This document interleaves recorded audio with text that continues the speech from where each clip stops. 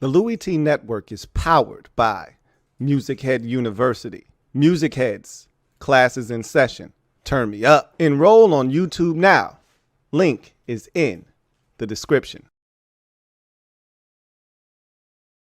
Who else could it be but me, you me, Louie T? Welcome to the command post. You know what it is. Post up. Take command. I, of course, am your commander-in-chief, Louie T. Thank you for joining me. I'm going to be all over the place tonight. I'm not going to even front on y'all. All right. I want to talk about this defense. And then I want to talk about this defense some more. Tonight is all about the defense because for as much as we talk about the offense and how far this team will go because of the offense, and Sam Howell is going to be the catalyst, however far we go, it's going to be led by this offense and Sam Howell. The defense is just as important as the offense, if not more important. Now, the defense was good last year, but it could be better, a lot better. And we're going to talk about that tonight. So I'm looking for the defense to step on the gas pedal this year. You know, all gas, no brakes. That's what I'm looking for from the defense. And look, they need help from the offense. And I think they're going to get it this year, but I thought they were going to get it last year, and they didn't. So at the end of the day, the defense can't worry about what anybody else is doing. And I know that sounds cliche, and that's what you hear from defenders all the time. You know, we can't control what happens on the other side of the ball. All we can control is what we do. That's fine and dandy. But literally, that's what it's going to be. Like, you can't worry about what the offense has going on. You got to find a way to really impact the game. And so that's what I'm looking for from this defense. We're going to talk about that tonight and get in depth with it. Before we start, though, I want to send a quick shout out to Chase Roullier, who hung it up yesterday officially via social media.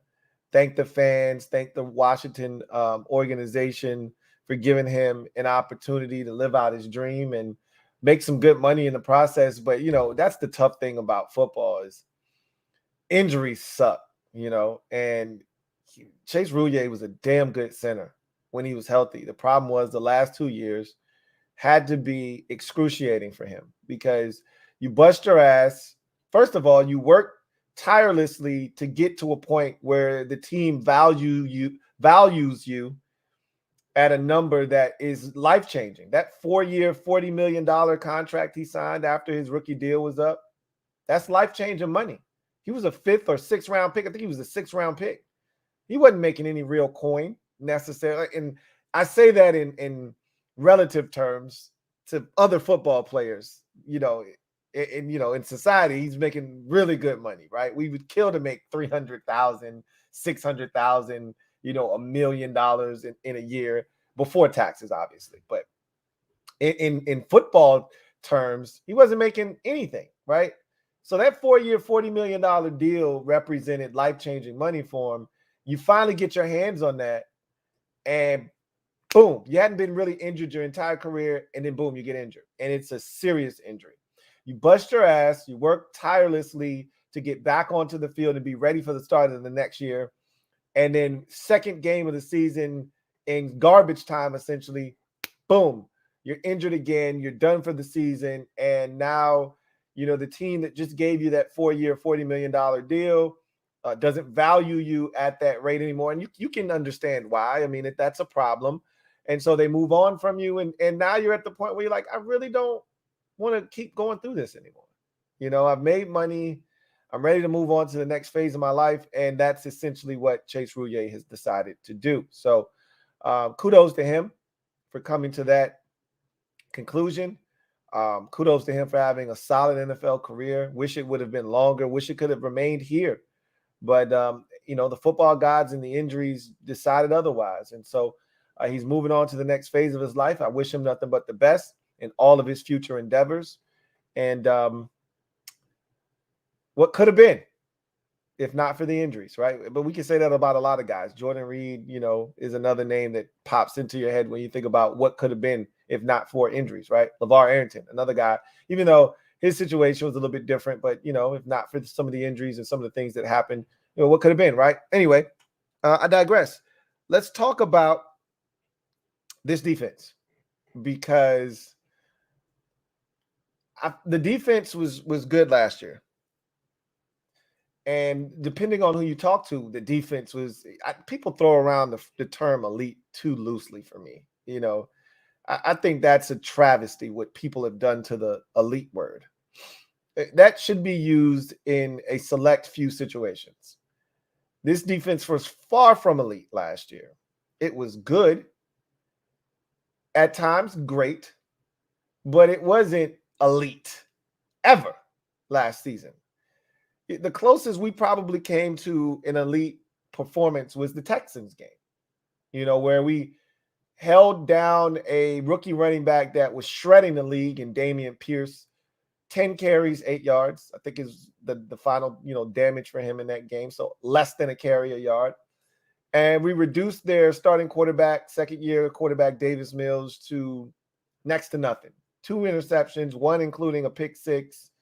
He was largely ineffective. That was our best performance. I was upset that we didn't shut them out. The fact that they scored 10 was pretty disappointing. But that was probably the best defensive effort of the season.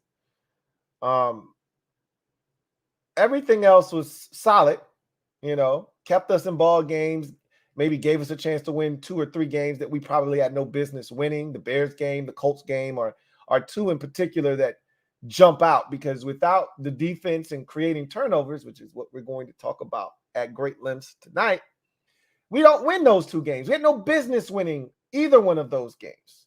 All right. You could argue that we probably shouldn't have beat Atlanta if not for the interception caused, again, another turnover. The Eagles game, the second one, turnovers, right? That is what I like to call the great equalizer. And for this defense, they didn't get enough of them, obviously, last year. So we're going to talk about how this defense can be more effective and more forceful. I want their impact on the game to be more forceful. Getting off the field on third downs is excellent. It's what you want. But then you leave it in the hands of your offense. And if your offense isn't very good, then you getting stops on third downs is cool, but it's really not going to impact the game the way that it probably should. If you've got a high-octane offense and you do what Washington's defense did last year, you're going to win a lot of football games and you're going to score a bunch of points because you're giving the football back to your offense and giving them a bunch of scoring opportunities by preventing the other team from converting on third downs. We were one of the best in the league, second best in football last year. And we were the best in terms of third down pass defense last season.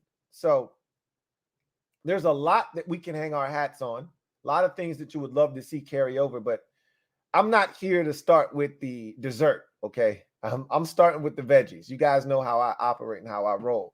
So let's start with some of the things that Washington needs to clean up from a season ago, what they need to be better at. And then we'll progress and move to the things that they were really good at last year that we would like to see them maintain that same level of play moving into 2013 or 2023 rather. So let's start with forced fumbles for Washington, because Washington last year was tied for dead last in the NFL in forced fumbles. And I was going to make a smart comment right now and say, well, you can't recover a fumble that you don't force, but technically we did that last year, because technically we forced 8 fumbles on the season and we recovered 9. Okay. So somewhere along the way, we recovered a fumble that we didn't cause. I'm assuming that's the Eagles' lateral game. At the end of that Eagles game, they're laddering the ball backwards. It hits the ground. Casey Tuhill scoops it up, walks into the end zone. We didn't force it. We just picked it up. So generally speaking, though, you can't recover something you don't force. So being tied for last in the league with 8 forced fumbles is disgusting. Okay. And for reference purposes, Dallas led the NFL last year with 22 forced fumbles, and the Giants were second in the NFL with 20. Okay. If you truly want to make an impact, get the ball out. How often is it that you guys hear me complaining, bitching, moaning about the lack of us popping the ball out? And, I've come off of the whole punching the ball out like other teams do because we just don't do it. And they claim that they're coaching it and they have turnover Thursdays and all of that bullshit. We don't see it, right? But I'm putting the onus on our pass rushers now. Okay, forget about linebackers being savvy enough, or safety being savvy enough, or even a corner. When Josh Norman was here, he was one of the best at it, right? Forget about anybody else being savvy enough to see the football exposed and say, you know what? I'm going to punch that bad boy out, because that's not what we do, apparently, here in Washington. I'm putting the onus on our pass rushers to get to the quarterback and get the ball out. The teams with the high level of turnovers, most of them are being forced by their pass rushers. You want to know why Dallas is at the top of this list? Go check out Micah Parsons. I don't know how many fumbles he forced this year. I bet you it had to be 6 or more by himself. We had 8 as a team. He probably forced 6 or more by himself. You got to be looking to get the football out. We don't. When we get to the quarterback, we need to. 8 is unacceptable. This is why I bitch and complain about it all the time, because I watch the rest of the league and we don't do what other teams do. I'll couple the forced fumble number, and I've already given you the number. We recovered 9 fumbles. That's not the worst. It was probably more middle of the league. But Dallas, of course, you forced the most fumbles. It makes a ton of sense that you recovered the most fumbles. They recovered 17. So that just gives you a working framework of where our 9 kind of sits in the league, okay, in terms of what we recovered. I want to go to interceptions next. All right. We were 5th worst in the NFL in interceptions. And I've alluded to this in the past. 5th worst in the NFL with 9 interceptions in 2022. Again, for a working framework, a reference and framework, the 49ers and the Steelers led the NFL at 20 INTs on the season last year. Washington was one of 5 teams in the NFL last season to not have double-digit interceptions on the season. That's it. Of 32 teams, only 5 did not have double-digit interceptions. Washington was one of those 5 teams. Again, that's disgusting. All right, that's nasty. It has to change. Because for as good as we were on 3rd downs, and again, that's great. You're getting off the field. That's what you want. Shortening the field with a turnover, or at a bare minimum, even if you don't get any points out of it, but flipping the field position or taking away a scoring opportunity is big time. It's big time. So combining the two, we had 17 forced turnovers last year. Where do you think you're going with that if you're not taking care of the ball yourself? Which we didn't do. We had 23 turnovers, and this is the importance. This is why this matters. We had 23 turnovers offensively last year. If you're going to turn the ball over and you're not going to get at least an equal amount in return back, you're not winning the plus-minus battle. You don't win the plus-minus battle, you better be scoring a damn lot of points. which we don't do. This is a recipe for disaster. Not scoring a lot of points, not generating turnovers, turning the football over equals losing football games, and a lot of close ones. That's what that means. So the importance is when you're a team like Washington that isn't explosive or dynamic on offense, and we don't know what we're going to be this year. We're hoping that we are this year. But we can't say for sure that we will be a dynamic and explosive offense. Whether we are or not shouldn't be of any importance to this defense. Because whether we're explosive and dynamic or we're not, they still got a job to do. So we need them to take it away. Make life easier for the offense. Make life easier for them. The more you take it away, this easier the scoring opportunity or the more scoring opportunities you present, the more of a lead you have to play with, the more creative you can get defensively, the less you have to think about, nope, not running the ball down 21 points, right? So, again, we got to take the football away, irregardless of what the offense is doing, whether they're taking care of it or they're turning it over. We need to produce more turnovers. So Washington's baseline number for forced fumbles, and again, just because you force a fumble doesn't mean you're going to recover it. I just want more opportunities. That's it. That's all I'm asking for. I don't expect us to have less recoveries with more opportunities. Somehow we managed to only force 8 fumbles and recover 9. Don't ask me how we did it, because we didn't recover every single fumble that we forced. Okay. There's no way. I can't recollect last year's fumbles. A lot of times when the ball hit the ground, we did somehow come up with it. But it's not going to be like that every year. 14 is the number I'm looking for in terms of forced fumbles. 14.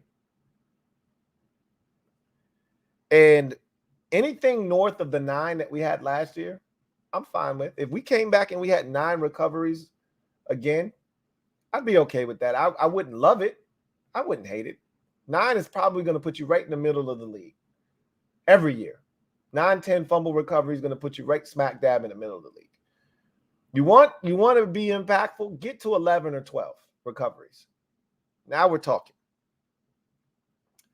But 14 forced fumbles gives you more of an opportunity to recover them. Interceptions, I want to see our number jump from 9 from a season ago to 15. 15 puts you right around the top 10, probably tied for 7th or something like that in the NFL in interceptions. I'm good with that. I'll be perfectly fine with that. Somewhere hovering around the top 10. Not at the very bottom, pretty much, with 9. So if you total that up, let's say you recover 10 fumbles and you get 15 interceptions, that's 25 forced turnovers by this defense versus the 17 they had a year ago. So you're talking about 8 more turnovers forced. That's a huge difference. That's probably 2 or 3 extra wins on the season.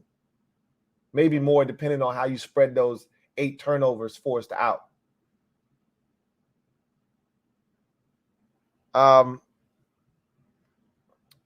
Let's get to another number that is important to me, that irks me a bit. Sacks. At one point last year, we were in the top 5 in sacks on the season, probably through the first 7 or 8 games of the season. And then somewhere along the line, we kind of just fell off of that horse that we were on, galloping so beautifully throughout the season, and then somewhere we just fell off. Now, there's an outlier here, so we're just going to disregard what the Eagles did, because the 70 sacks that the Eagles put up last year, that's cartoonish. Okay, those are cartoon numbers. So the second most sacks in the NFL came from the Kansas City Chiefs. They had 55. That's more along the lines of where you're going to find the league leader most years, probably hovering around 60, 58, 59. You might have a team that went off and had 62. 70 is crazy. So having 15 more sacks than the next closest team is ridiculous. It just tells you how ridiculous the Philadelphia Eagles were. But you know what that also says? The Eagles were playing with a lead most of the season. They didn't have to worry about teams really running the football. They couldn't really stop the run, but they didn't have to worry about it. When you're up 24-0 at halftime, the other team's got to abandon the run and throw it, and you know it, and so you can get after the quarterback. Makes it a life a hell of a lot easier when you're blowing out the opposition by halftime, which the Eagles were doing for, the first half of the season, maybe the first 2/3 of the season. They're blowing everybody out. And so you get to pin your ears back, get after the quarterback. Somewhere along the way, we fell off the wagon, and we ended up with 43 sacks on the season. Again, that's not egregious. That's a really solid number. But we didn't spend all of this first-round draft capital to have a really solid number. We didn't spend money on Daron Payne and Jonathan Allen and looking to spend more on this D-line on either Chase Young or Montez Sweat or both to have really solid sack numbers. No, we spending all this money on all of these players that have dominant numbers. Hence, the 43 sacks, which puts you 1, 2, 3, 4, 5, 6, 7th in the league. But if we're counting teams, because a lot of these teams are tied, if we're counting where that puts you, 1, 2, 3, 4, 5, 6, 7, 8, 9, 10, 11, puts you 12th in the league. So 43, again, is not a terrible number. It puts you 12th in the league in sacks. And it puts you 7th if you're talking about 7th most in the league, but puts you 12th. Not a bad number, but that I'm not satisfied with that. Especially when one of your players got 11.5 by himself. So what that means is we just need more from the rest of the guys. And I'm hoping that we're going to get that. Hoping that we're going to get that this year. So I want to see the sack numbers go up, because with sacks comes more opportunities for turnovers. A fumble, things of that nature. Quarterback hits are nice because they can force an errant throw, but sacks are awesome. I want more of those. A respectable number for this group, I think, is 52 or more, which means you got to have at least 2 dudes with double digits. If you want to get to the 50s, you're not going to do it with one guy, unless that one guy has 15 or 20 by himself. You're going to need multiple guys in double digits, and then you're going to have 2 or 3 other guys with 5 or more to get to 52. We're capable, especially when you got an interior guy posting double digits. All you need is one edge rusher to then post double digits. And I'm Jonathan Allen. I don't know if he'll ever post double-digit sacks, but he's damn close every year. This is the year I'm waiting for Montez Sweat to step up and finally do something. We don't know what we're going to get from Chase Young, but I'm going to go out on a limb. I don't think this is a thin branch here. He'll have more than Casey Toohill and James Smith-Williams had last year. I don't know what their number was combined. My guess is 5.5 or 6 when you put their 2 together. And James Smith-Williams probably had 3.5. Casey Toohill probably had like 4. So maybe like 7.5 or something like that. Chase should be able to do that by himself. That's the hope, right? Can't assume that he will. You add in KJ Henry, and I think he's good for 4 in his rookie season, 4 or 5. I feel like this should be a really, really good group up front. We don't blitz, so you're not going to get a lot of sacks from corners and safeties and things of that nature, linebackers like other teams may, because we don't blitz a whole hell of a lot, which you don't want to in the NFL. If you don't have to, you don't want to. Teams usually blitz out of necessity. Some coordinators are more aggressive than others, but if you can just rush 4 and hit home, that's the ideal scenario for any defensive coordinator. So the number for me is 52. I don't have to tell you why sacks are important. You understand that. So now let's start venturing over. We've gotten through the vegetables. All right. Let's get to some dessert now. Here are some of the things that we did well last year that I'd like to see carry over. Okay. So we're going to start with third down defense. We were among the best in the NFL last year. We gave up the fewest third down conversions in the NFL at 67. That is fan-effing-tastic. Don't change that at all. Do that again. I don't think they'll be able to do that again because of the quarterbacks that they'll be facing this season. However, I'd love it if they could do that again. The next closest team in the league, just for, working reference point, was the Giants at 72. So we cleared the rest of the league by 5 third down stops, essentially. All right. 5 fewer conversions given up. That's significant. And the Falcons gave up 101. That was the worst in the NFL. So that tells you how much better we were than the worst team in the league. And that's pretty significant as well. 34 more stops on third downs than the worst team in football. So that's pretty significant. That's nothing to scoff at. And I would love it if they could do that again. Will they be able to keep that up? I don't know. That's pretty hard. That's a tough ask. If you ask me, that's a tough one. But how about this one? How about we chew on this for a little bit? This is delicious and juicy.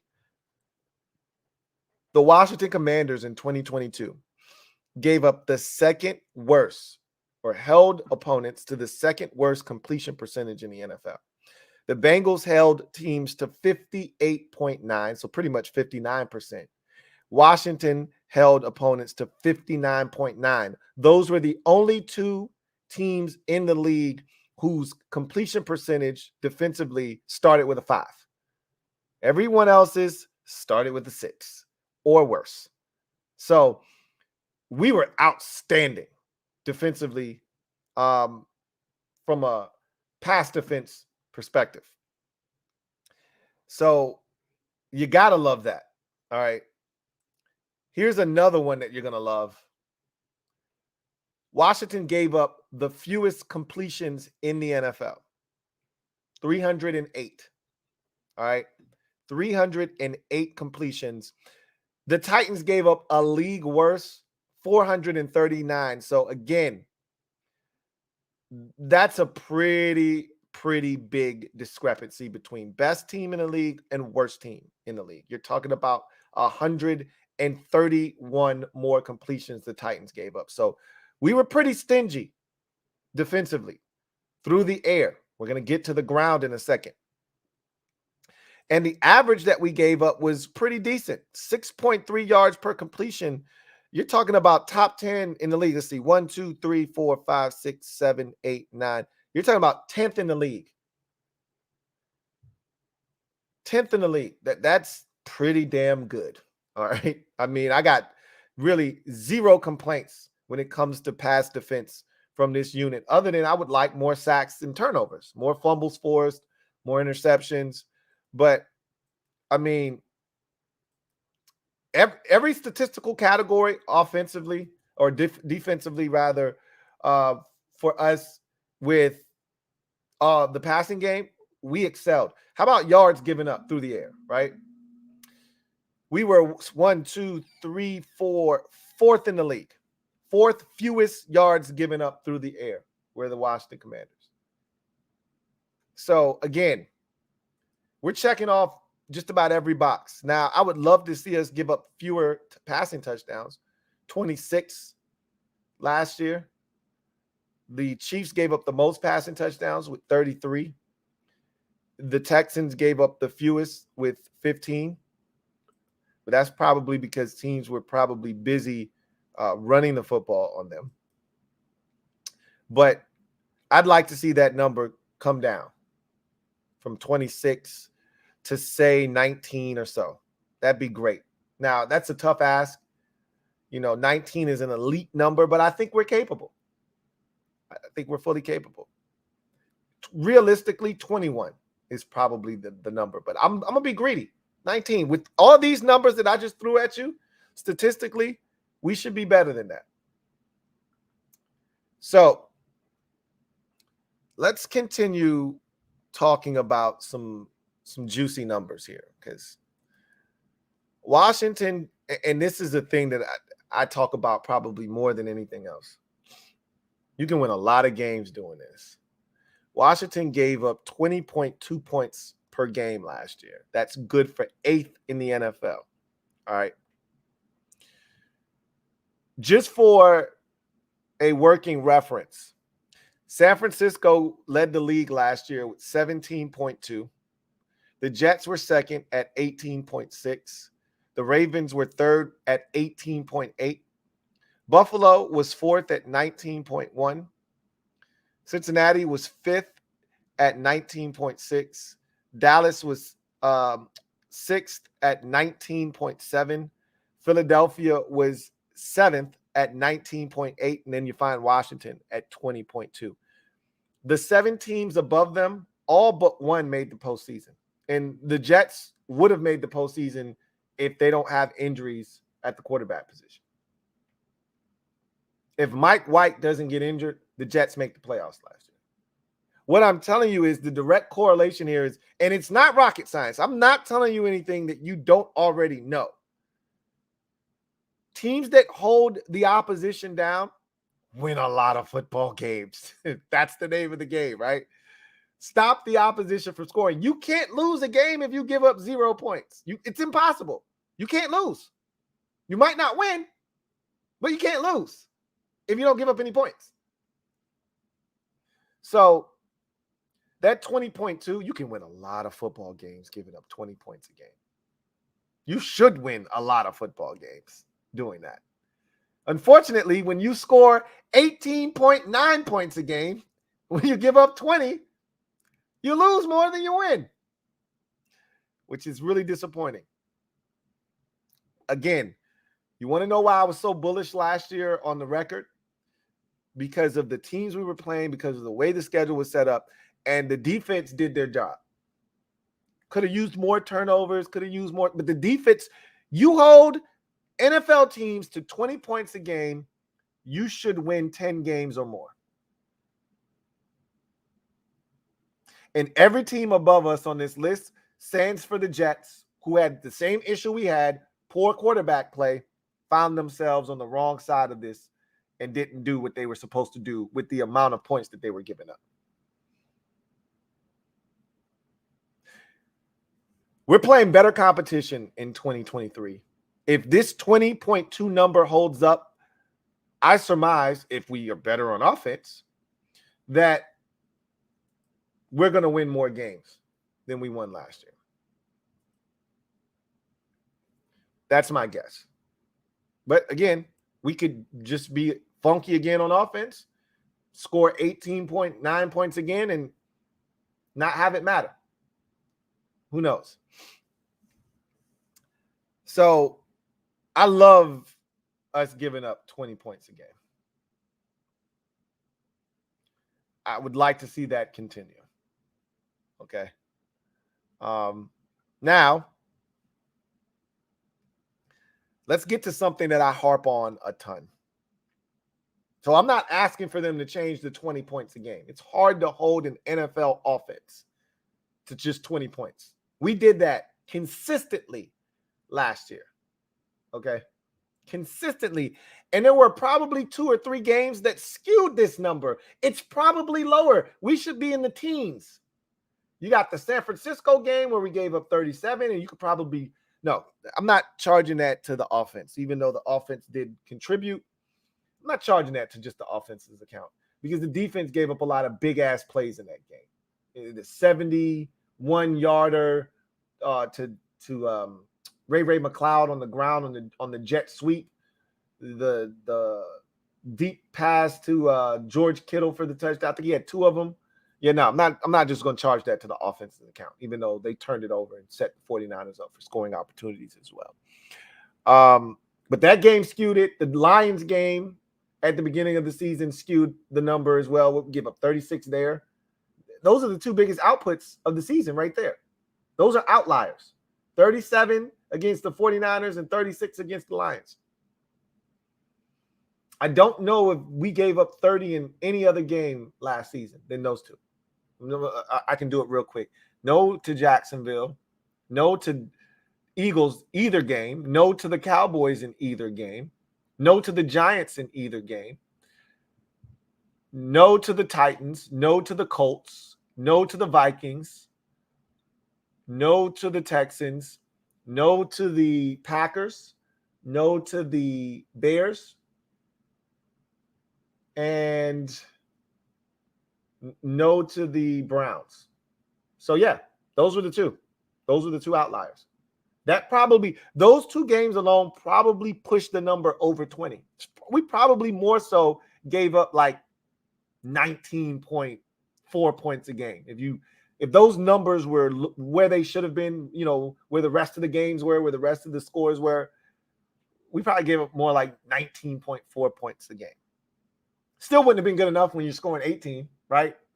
Just goes to show you that our defense did more than enough last year. But they can do more. I'm pushing all gas, no brakes. So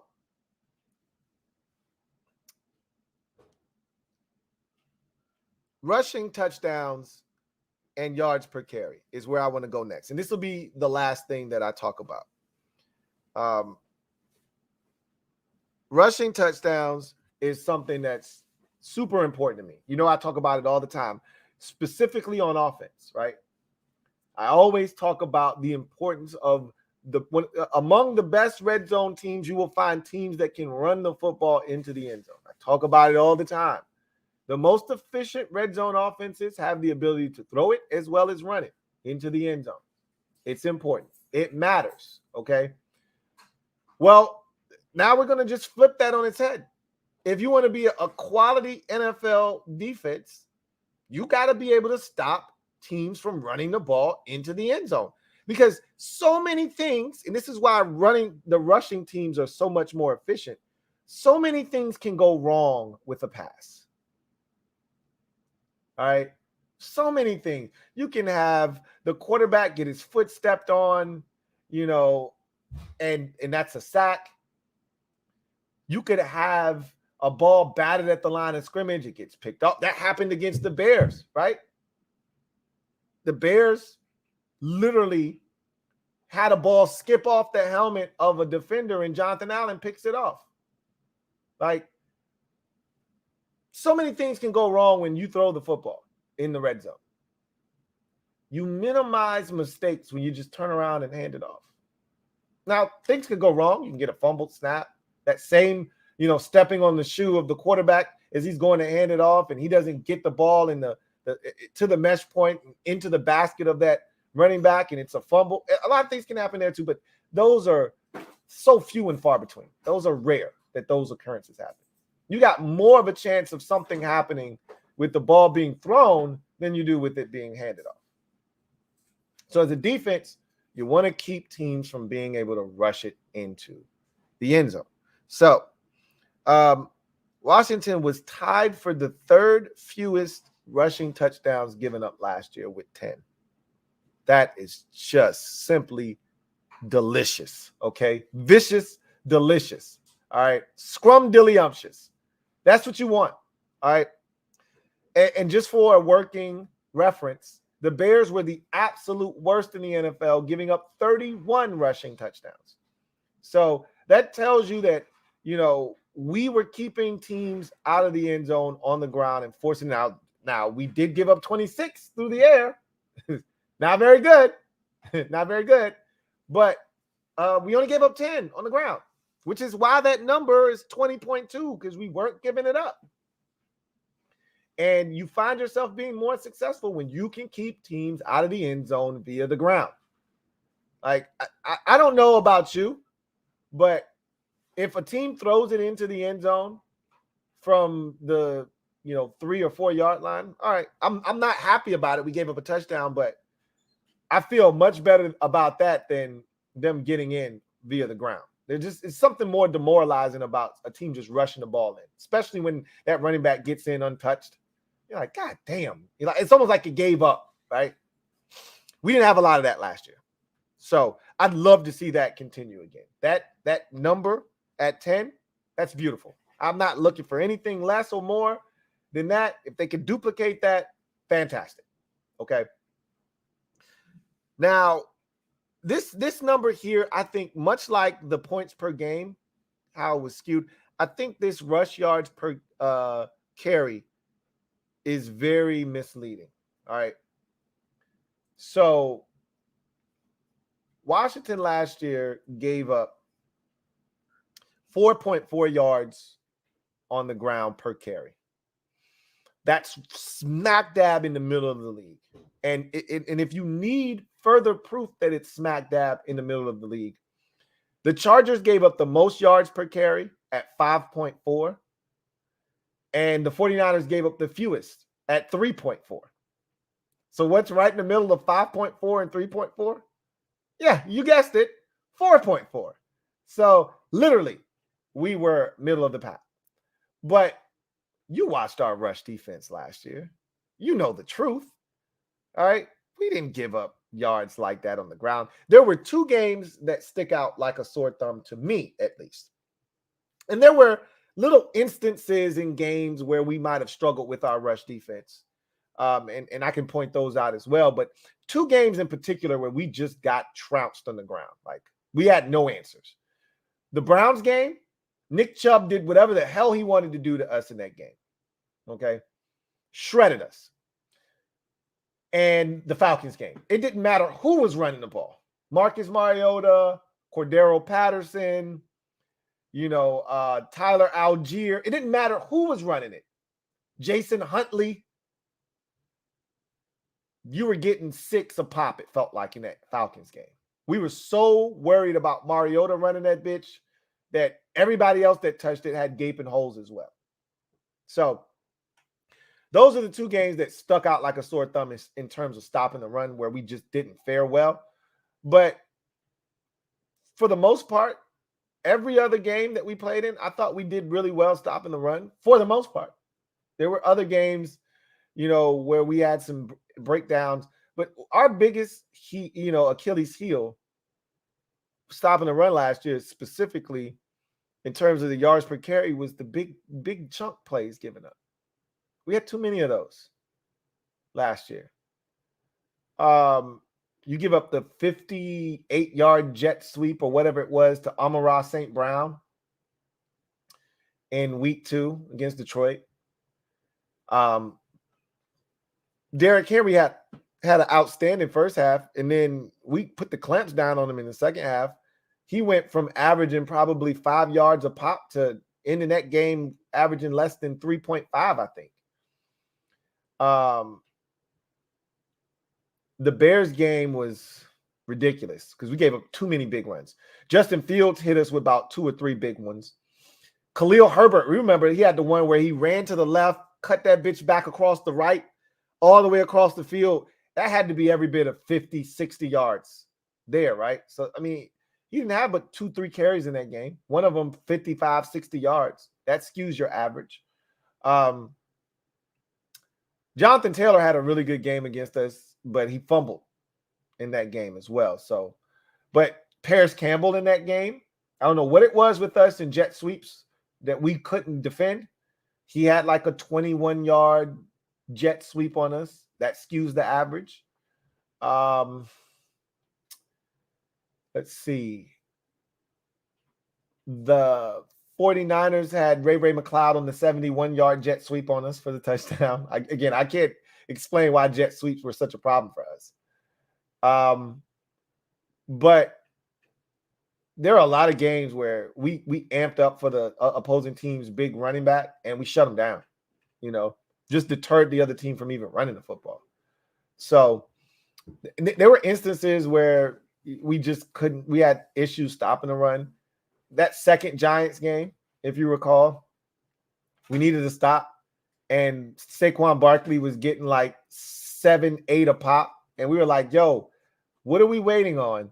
Put the 5-man defensive front in the game. Like, stop this right now. And it took them until like Saquon had ripped off 4 runs for like 39 or 40 yards before they did anything. By then, the Giants had already, salted away some of the clock, gotten into field goal range. You're like, what? Why did that take you so long? What are you doing? And there were a few pockets like that during the course of the season, but for the most part, we were damn good against the run. I think the 4.4 is very misleading. I mean, when you're stopping guys like Dameon Pierce, 10 carries, 8 yards, I think Tony Pollard had 10 carries for like 7 yards in a game against us. Well, you're shutting down backs like that. McCaffrey, I think he had like 15 carries for like 33 yards or something like that. I mean, it probably was a little bit more, 13 carries, 39 yards, something like. When you're doing that to some of the better runners in the league, like, we had a respectable rush defense. So I want to see that continue. I'd like that average to be less. And it will if we just do what we did against the run, but take away those big carries, the jet sweeps, and some of these ridiculous carries that we gave up where, we broke down on the backside of a play like against the Bears with Khalil Herbert on that one run. If we just clean up the one run here or the one run there, this is probably 3.8. And now we're talking about one of the best rush defenses in football instead of middle of the pack. So I think this defense can clean up a few areas. And they could go from really good to great. And then we could start talking about this defense potentially being elite. But elite defenses create turnovers. Elite defenses create short fields. Elite defenses are capable of taking over a game and single-handedly winning it when the offense doesn't have anything to offer. That wasn't Washington's defense in 2022. Our defense was capable of keeping us in the game, but at some point they were going to need the offense, right? Our defense, if they want to take the next step, they got to be capable of taking over a game. I don't know if they're going to be able to do that or not. I still have my doubts. But here's something I was thinking. And a lot of you have been watching the Reign of Terror series that I've been doing. And I appreciate all your support. I was thinking about Champ Bailey's rookie season, 1999, the first year Snyder took over the franchise, and how he just burst onto the scene. Rookie season, we knew immediately we got something here. 5 interceptions. The next year, he had 5 again. Right out of the gate, he announced to the NFL, don't throw the ball my way unless you don't want it back. What if Emmanuel Forbes comes in and does that? Because clearly Benjamin St. Juste ain't taking shit away. Clearly. He might be doing all of this shit, stopping you from catching it on third down, and I'm appreciative of that. But he ain't taking the bitch away. He's more than happy with breaking up a pass. He's been doing that his entire life, but he's not taking it away. So what if Emmanuel Forbes comes in here and right away he establishes himself as a turnover machine? And I don't think it's coincidental that he was that in high school, he was that in college. I just think he has a knack for being around the football and taking it away. And I think that's going to continue in the pros. But to what level? To what extent? What if he comes in and, similar to Champ Bailey, establishes himself as a force with 5 or 6 picks in his rookie season? I mean, hell, even 4 would be a robust number for us. We had 9 all of last season as a team. If he has 4 by himself, that's pretty much halfway to the number we had last season.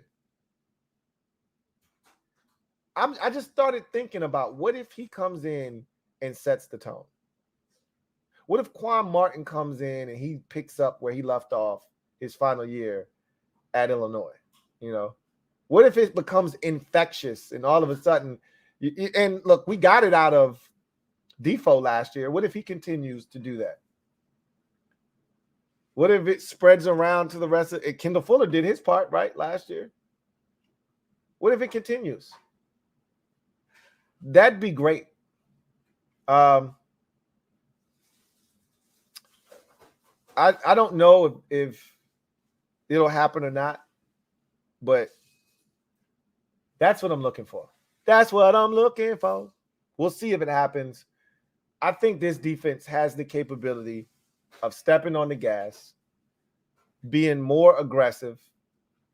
And if you feel like you got corners that can cover on the outside, maybe you can be more aggressive. You know, in playing back, you know, these years in my head and, you know, really focusing in on these years individually, it just makes me miss aggressive play calling defensively. Greg Williams was so aggressive as a play caller defensively. And while he would take risks, they were calculated risks. They weren't risks like Jim Haslett when he would leave, and we'll end up getting there in you know, the reign of terror. But it wasn't like Jim Haslett where he would literally leave dudes on the island to get cooked and give up big plays left and right. Greg Williams was cerebral with his attack and his approach. Jack, that's not Jack. And I'm not asking Jack to be something that he's not. I just would like to see Jack be a little bit more aggressive in certain instances where I think it calls for him to be a little bit more aggressive. You can't just play coverage against good quarterbacks all game and expect them to not pick you apart at some point. You got to switch it up just a bit. It may not work, but give them something to think about. Anyway, I digress. I'll just say this is the last thing I'm going to say about this defense, and then we'll get to your comments. If we want to be the team that we think we're capable of being, the offense is definitely like that's step one. The offense has to at least meet the defense halfway. But I think the defense probably needs to lead the way, if we're being honest. Because I don't know if we'll be able to count on the offense just being consistent week in and week out.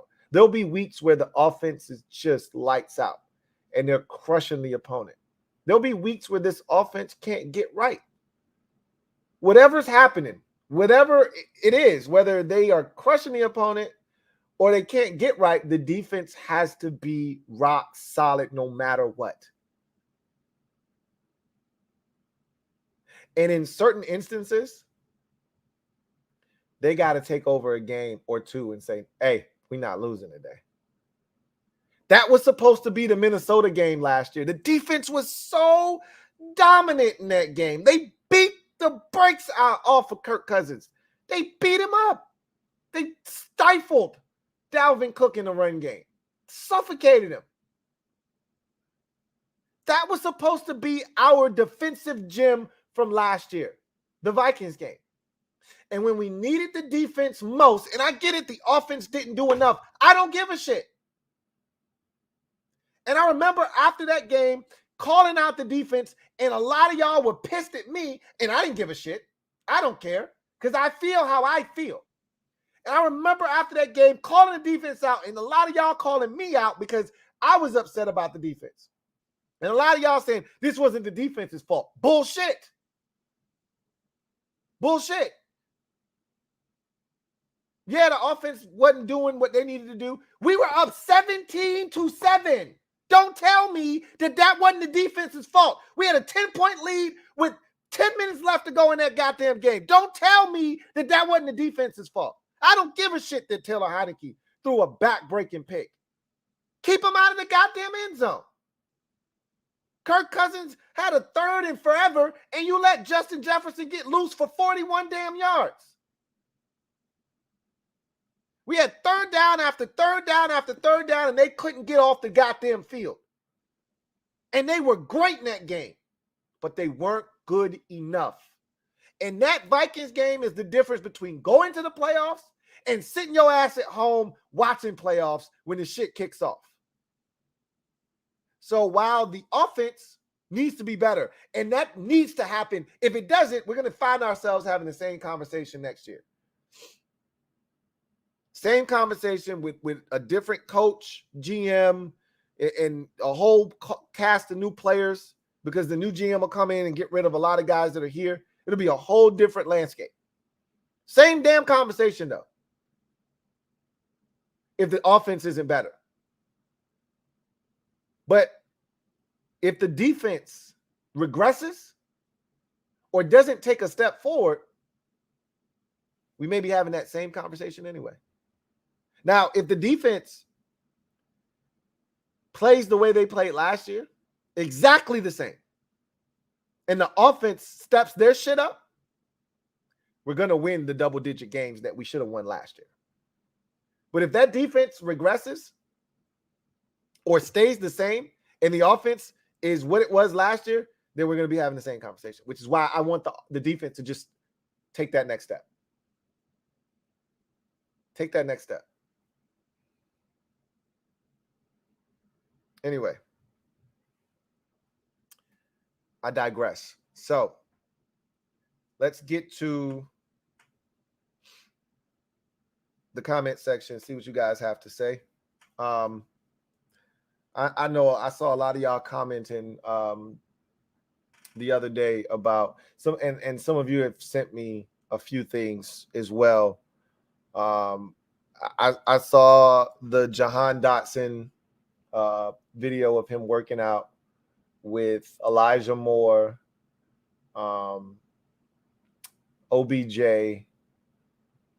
and there was one more receiver there, if I'm not mistaken. And they were getting after it, right? Basically working on footwork and having that be the difference. Then I was sent videos from some of you about with De'Ami Brown working out with Sam Howell, and a lot of you getting excited about that. All of that shit is cool.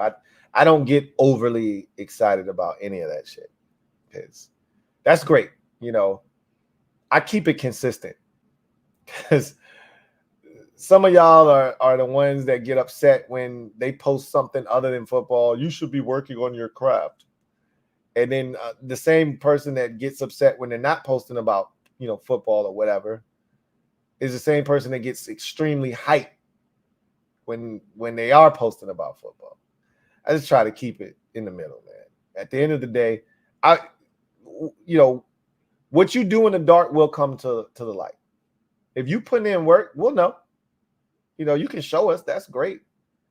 I'd much rather see that on Sunday and Monday and Thursday and some Saturdays. Okay. All of that is great. But if you put in the work, we'll know. You know, you don't have to show us. We'll know. Trust me. So we'll see. You know, Diami's putting in work. I think I was telling somebody I think this is going to be a career year for Diami. But I also said in the same breath that that doesn't mean much because he hasn't had a big year yet. So a career year for Diami could be 32 catches for 388 yards. That's career high in catches, career high in yards. He got 4 touchdowns and a career high in touchdowns. Still didn't post big numbers, right? So, again, take it with a grain of salt. We'll see what Diami does this year. We'll see what Jahan does and see what this offense does. Anyway, I digress. So, Samuel Hatley, thank you for the super chat. Greatly appreciate you. Who writes, first of all, thank you for being a member of the MOBB. My guy, Samuel Hatley, writes, what's good, Lou? What's going on, Sam? Can you rate the position groups that you are least confident about to the most confident about? I'd love to hear it. Sure, Sam. So if we're talking about at the highest on the confidence meter, I'm the most confident in the receivers. You guys know this. I told you I'll put our receivers up against anybody's in the league. I don't know if they'll win, but I'm ready to ride. All right. I'm ready to ride. So receivers are the highest on the confidence index for me. That's probably followed by the running backs. I like what we have at running back. And I don't even know what we're going to get out of Chris Rodriguez yet. I just know that I trust Gibby and I feel damn good about Brian Robinson. So I trust that group. Probably second most on the team right now. I think third would be the defensive line. I trust those dudes a whole hell of a lot. They're dominant against the run. All of them. You can say what you want about Chase. His ass stops the run. Same with Montez. All right. Even if they're not getting to the quarterback, don't try that outside shit on their side. It ain't happening. All right. And you know how I feel about the two dudes inside. So, and even the backups. John Ridgeway was fan-effing-tastic last year. That was a hell of a pickup. Robbing him from Dallas. Like that's some real shrewd shit they did. And I'm thinking that you're getting back a guy you spent a second-round pick on at defensive tackle. That's going to bolster that group even further. All right. So, yeah, feeling good about the D-line. They're third. I think safety is fourth. Really love the balance that we have back there between speed, power, coverage ability, physicality down in the box. I think there's a nice, healthy blend of all of that with the safety group. So I just want to see them take that next step as a unit. A lot of young guys on that in that secondary, specifically at safety. So still some question marks there, but I like the talent at safety. I think that's fourth on the list. I think 5 for me would be corner. I think it's a really quality group, but we're lacking that one true difference maker, which is why they drafted Emmanuel Forbes. I don't think we have a number one corner yet. As much as I love Juice, haven't been able to stay healthy. And, he still got limitations. Forbes could be the difference maker in that secondary. But I like the pieces that we have at corner now with the addition of Forbes. So I think corner would be 5th on my list. The next position group would probably be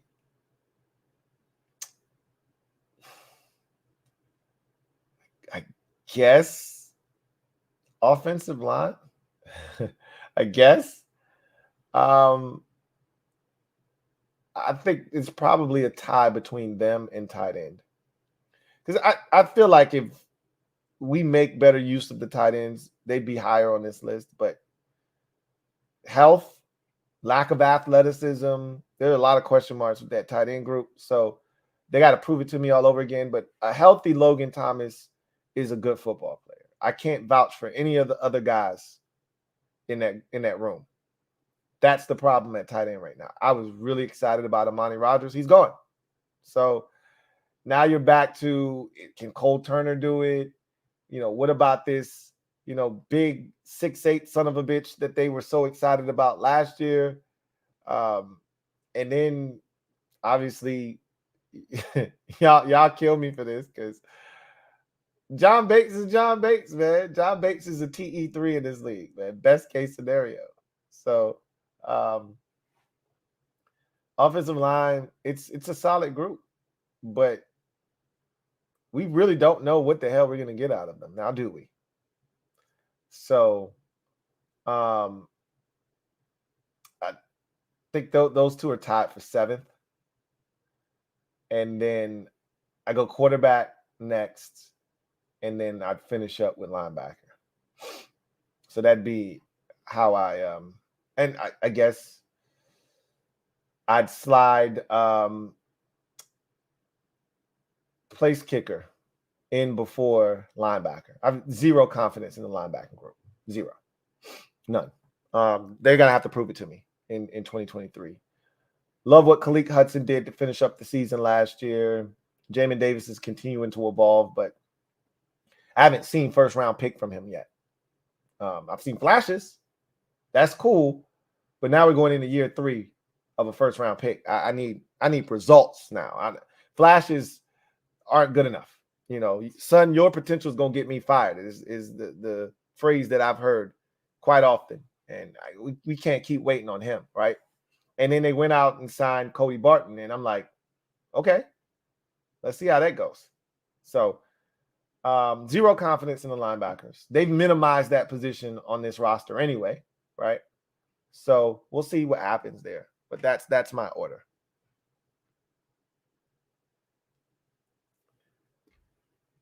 King of the Bluegrass, thank you for the super chat. Greatly appreciate you. Thank you for being a member of the MOBB. Who writes, what up, Lou? What's up, King of the Bluegrass? I think you can use the word elite with this defense because they're going to add something they didn't have in the past. Turnovers due to pass rushing. The offensive line worries me. Well, I don't use the word elite until you show me elite. I'm not projecting elite. I don't do that. Okay, that's why I think the word is really being used too loosely because people are deciding to project the elite word. You don't project elite. Elite is reserved for those who go out and show improve, not the ones that you talk about it. We'll see if this defense ascends to that status. But as I've mentioned, elite defenses take it away and elite defenses go out and win ball games by themselves without help or minimal help. We're not capable of that defensively right now. We're capable of keeping us in a game we have no business being in. We're not capable of taking it away and shutting a team completely down. That's quality. Not the Texans. You're supposed to do that to them. The Colts were ass. They were starting Sam Ellinger, and he was carving our ass up. If he doesn't have the ball slip out of his hands, if Jonathan Taylor doesn't fumble the ball out of his hands, we don't beat the Colts.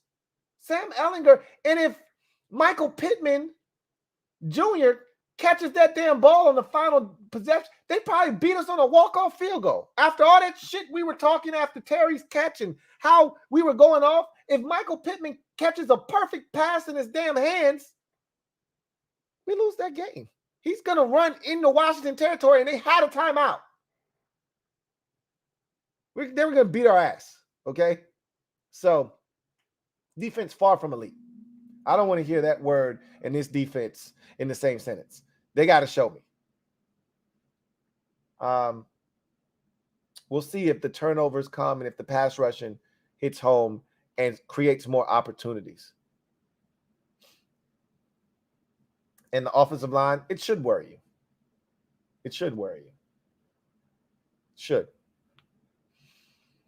Reedy Davis, thank you for the super chat. Greatly appreciate it. Thank you for being a member of the MOBB, who writes, Lou, my argument all the time is D-line must carry this team. You're not wrong. You're not. When you spend the kind of money that we've spent on this defensive line and that we plan on continuing to spend, assuming that we're going to re-sign one of these defensive ends this offseason, if not both of them. When you spend the kind of money that we've spent, you spend the kind of draft capital that we've spent on this defensive front, you damn right.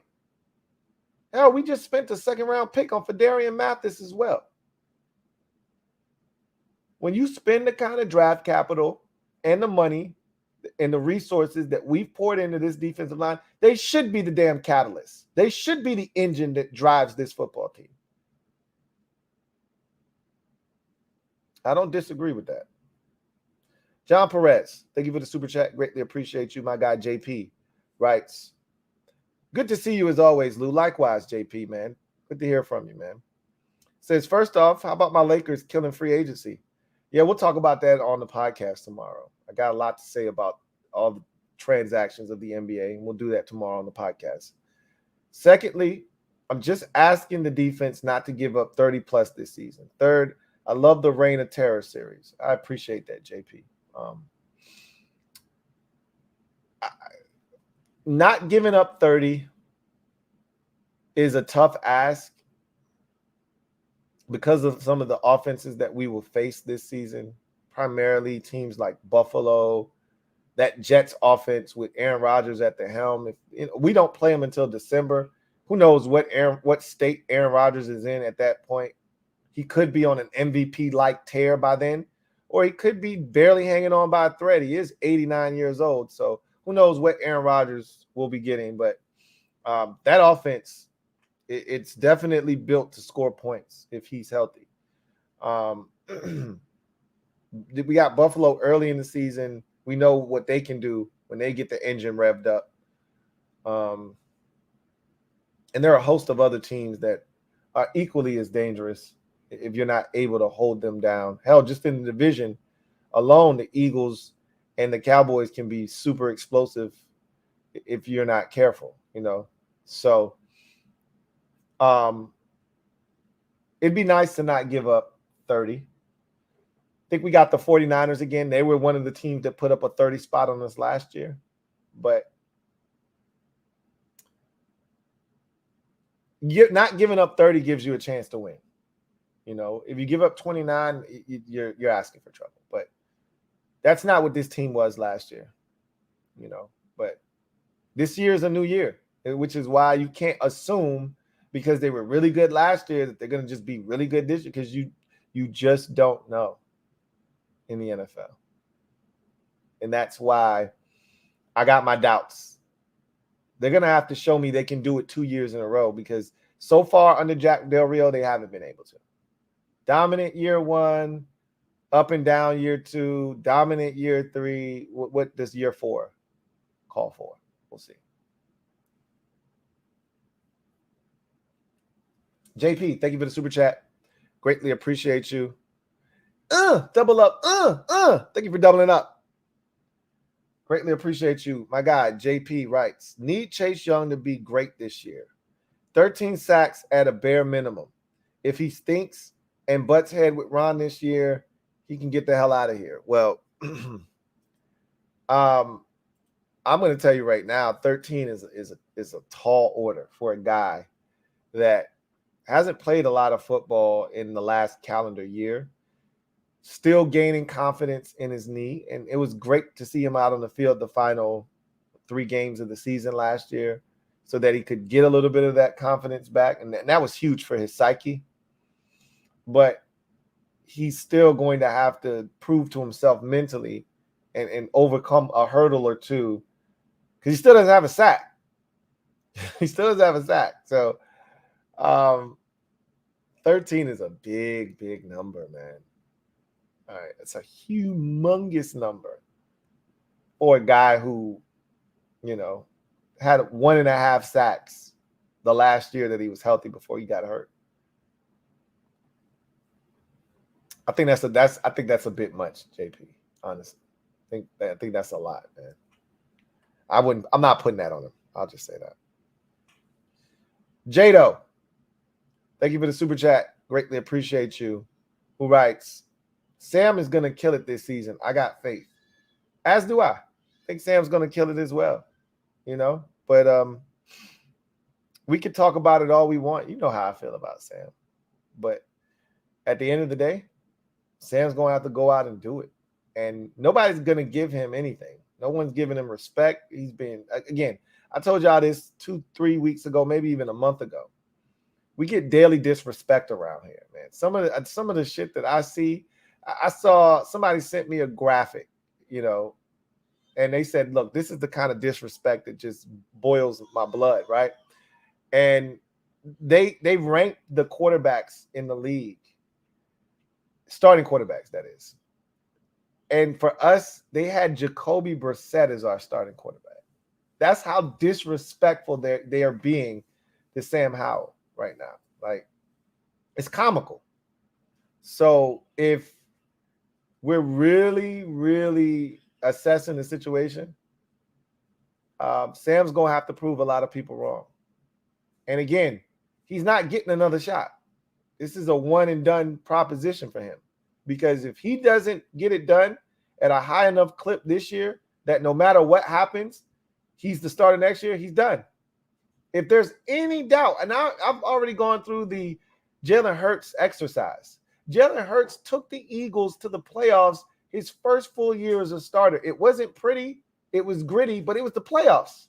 Now, they got their doors blown off once they got there, but the Eagles are like, yeah, that's cute, but we're still looking to upgrade the position. And they tried to trade for Russell Wilson.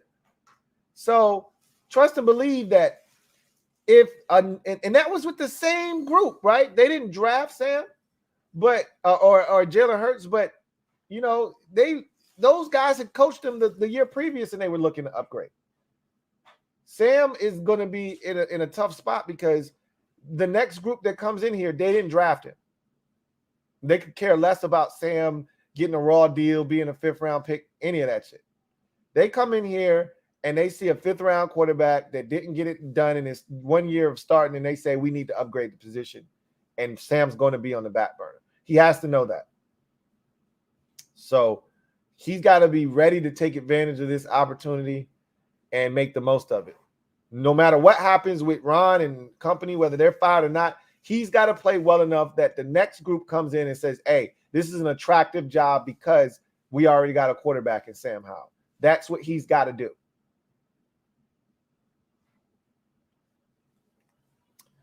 All right. So that was the last super chat. I saw a couple of members' comments, so I'm going to get to those, and then we'll get out of here since we don't have any more supers. Abel Ambrosio says, what's going on, Mob? How is everybody doing? Freddie Lee. And I'll shout out Abel for being a member of the Mob Squad for 8 months. Y'all know what it is. Stand up. We in the building. Freddie Lee. Shout out to Freddie Lee for being a member for 20 months. All right. Freddie writes, hope all is well with you and your family. Likewise, Freddie. I'm chomping at the bit for the start of the season. I have high expectations this year with all the changes. 11-6 this year. What do you say? You'll get my predictions here shortly. I'll be, getting up with the fellas, get that round table, that Super Friends thing going, and we'll chop it up. And I'll give you my prediction for the season. 11-6 is what I had us last year. 12-5 was the official number, but I kept telling y'all it's probably really more like 11-6. But I was like, I'm gonna roll with the 12-5. But I was like 11-6 is the number. So we'll see. We'll see. Samuel Hatley, stand up. We in the building. Y'all know what it is. Mob Squad member for 20 months, man, who writes, can't wait for that 2-year sticker. You're getting close, man. You're getting close. All right. Let's see. I think we had one more. Jay Willard, Mob Squad member for 22 months. Stand up, Jay. You in the building, baby. Right. So my man Louie, loving the Reign of Terror vids. Thank you for all you do. Can't wait for the pads to go on. Really do appreciate all of y'all, man. And I'm glad you enjoying the series. I'm having fun doing it. More fun than I thought I would, reliving the past. But I'm glad you guys, it's something to pass the time. Obviously, you know, we're getting close to training camp. That's all we're trying to do at this point is just get to the finish line, get to some football, and then you'll get the daily updates, you'll get the daily content. So this, I think this is helping get people through to that July 21st. I think is when camp official, like when the rookies officially report, I think somewhere in there. Anyway, I digress. Got one more super chat here, and then we're out of here. This is from King of the Bluegrass. Double up. Thank you for doubling up, King of the Bluegrass, who writes, do you think they are going to start Sam out with a short passing game until he gets acclimated? I could see that. I could definitely see them, you know, trying to get him comfortable. I think that is what every team should do, not just for a young quarterback. I always talk about getting a quarterback into a rhythm in a game, right? Like your first, unless there's something that you feel like you can take full advantage of, that you've seen on film, like this is a tendency, and you know, and you want to try to take advantage of it right out of the gate. I remember the Eagles on that in the Monday Night Massacre, the very first play of the game, they knew that they could take advantage of us because LaRon Landry was too damn aggressive and that they could get behind him. And so what do they do? Big, heavy play action fake. Vic drops all the way back, 7-step drop, and lets that bitch rip. First play of the game, Deshaun Jackson behind everybody. LaRon Landry can't catch him. And just like that, first play of the game, 80 yards, touchdown. They saw something. Unless you see something like that, right? There is absolutely no reason that you shouldn't be trying to get your quarterback in a rhythm to start a game off. Should be a 5-yard hitch. Should be a slant or a wide receiver screen. Just an easy complete, just like when you talk about a shooter getting into a rhythm, just needing to see the ball going in the basket, even if it's off of a free throw. That's what you want with your quarterback. Just get a couple of easy completions to get him into a rhythm, and now he's stroking it. I think that goes for every quarterback, not just a second-year quarterback making his first real appearance as a starter in the league. But yes, I do think, and again, remember, we're running a form of the West Coast offense, which is a lot of the short passing game. Run after catch is what you're looking for. So, yes, I do think the short passing game will be pretty prevalent with Sam Howell early on, and probably for much of that, much of the season as well. All right, so that was the last super, and so we will get out of here. For those of you who are interested, I'll be live tomorrow, LouieTeeNetwork podcast. Another Reign of Terror episode also will be uploaded. If you are a music fan, check out my music channel, MusicHead University. I'm having some fun over there. A lot of good content. Just posted a video yesterday. Got another one coming tomorrow. So again, if you're a music lover, that's a channel that I think will interest you. Give it a spin. All right. Anyway, that's going to do it for me, your man Louie T, here on the latest installment of the Command Post. You know what it is. Post up. Take command. I'll see you guys probably after the weekend. So no reign of terror over the weekend. That will pick back up on Monday.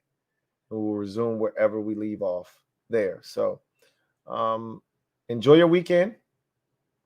I look forward to chopping it up with you guys on the other side.